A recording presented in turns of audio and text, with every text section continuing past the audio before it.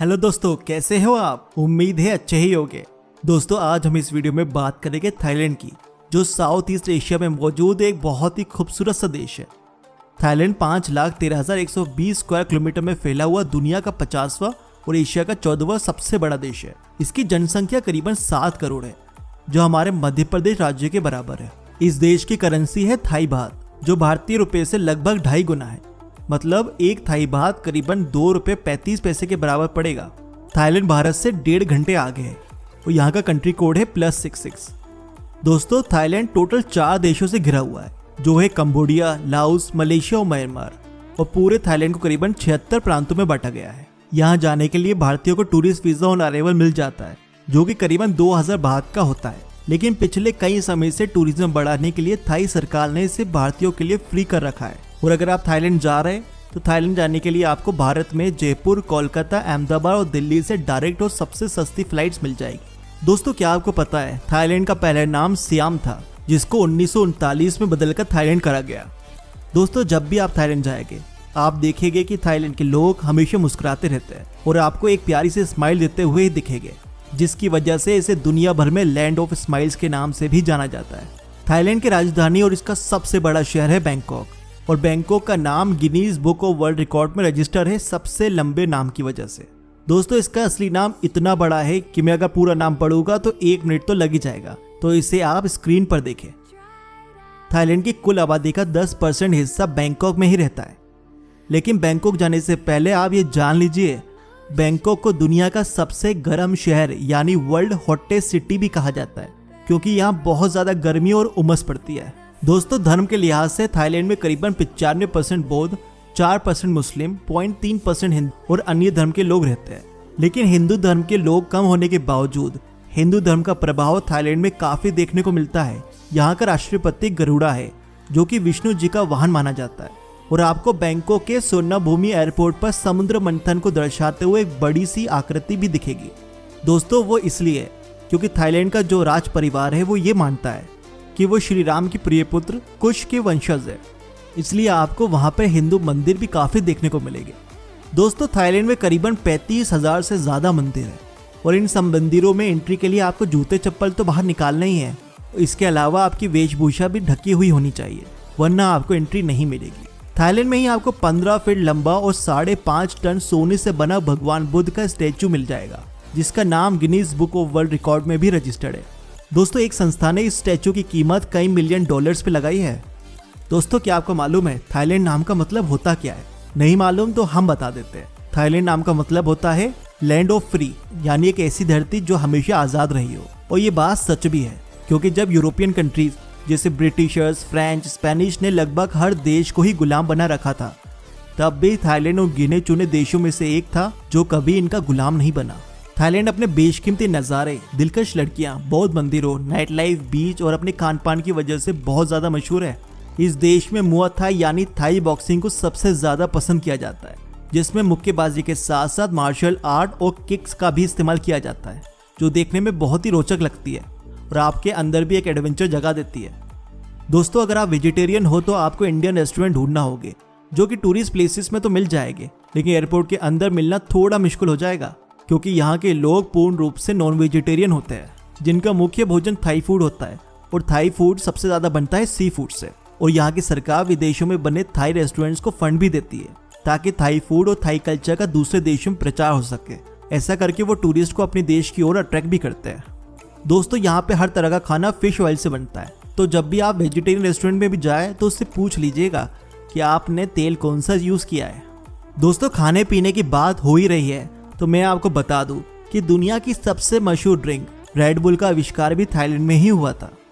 दोस्तों, थाईलैंड बहुत ज़्यादा मशहूर है अपने टूरिज्म की वजह से, जिसके कारण थाईलैंड में हर साल करीबन 3.5 करोड़ टूरिस्ट आते हैं, जो चाइना के बाद थाईलैंड को एशिया में दूसरे नंबर का देश बनाते हैं टूरिज्म में।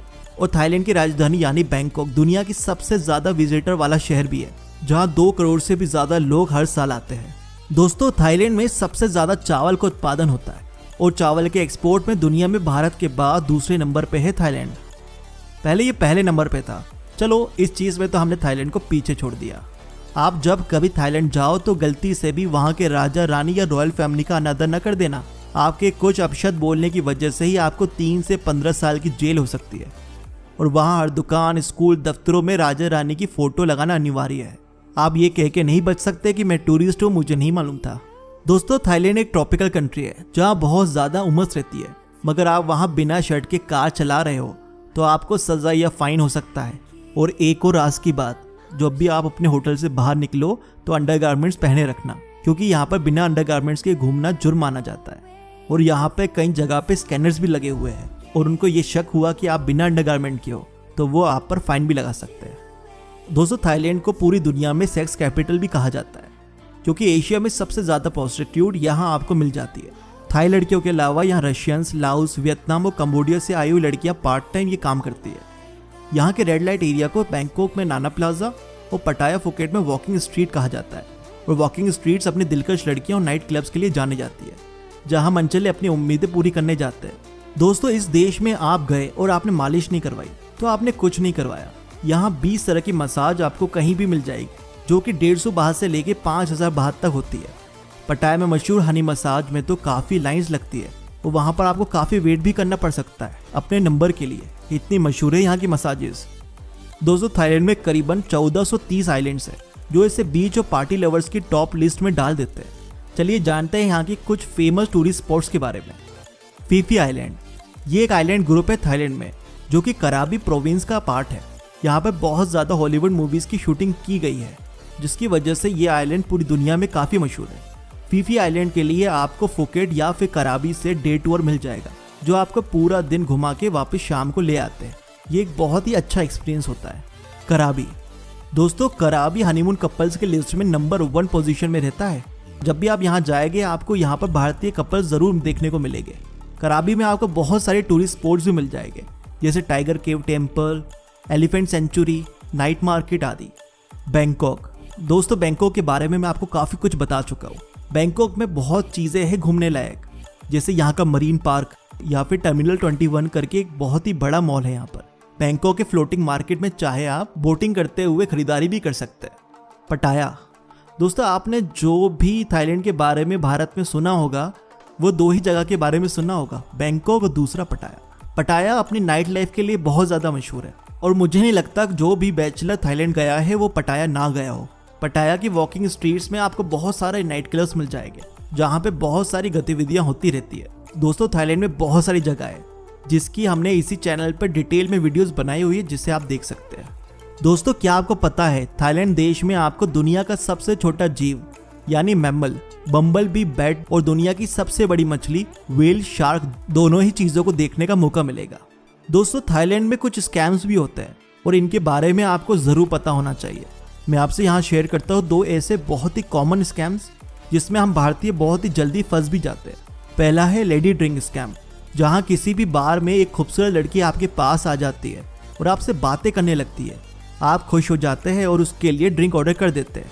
क्लब और लेडी दोनों आपस में मिले होते हैं और लेडी को ड्रिंक की बजाय पानी में रंग डालकर दे दिया जाता है, जिसे वो आपके सामने ड्रिंक बोल के पी जाती है और आपको एक लंबा सा बिल थमा दिया जाता है। ये स्कैम ज़्यादातर बैंकॉक में होता है।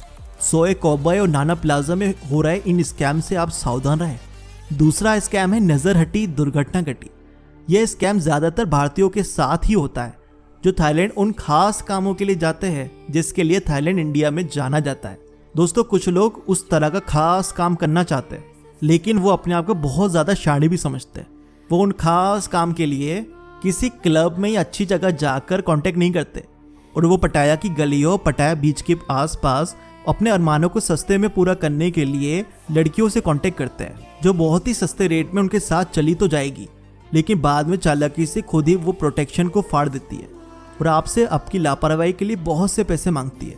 याद रखना, थाई पुलिस भी उन्हीं का साथ देगी और आपको पैसा देना ही पड़ेगा। तो आप अपने आप को कितना भी चालाक समझते हो, ये याद रखिएगा कि आप दूसरे देश में हैं और वहाँ पर आपकी नहीं उनकी सुनी जाती है। तो दोस्तों, ये वीडियो कैसी लगी मुझे कमेंट में ज़रूर बताइएगा, और नेक्स्ट टाइम कौन से देश का वीडियो देखना चाहते हैं वो भी बताएं। दोस्तों, अगर आपको ये वीडियो पसंद आई हो तो इस वीडियो को लाइक कीजिए, चैनल को सब्सक्राइब कीजिए और बेल आइकन दबा दीजिए। अगर आप ये वीडियो फेसबुक पे देख रहे हैं तो पेज को फॉलो करना ना भूलें। तो मिलते हैं अगली वीडियो पे। Thank you.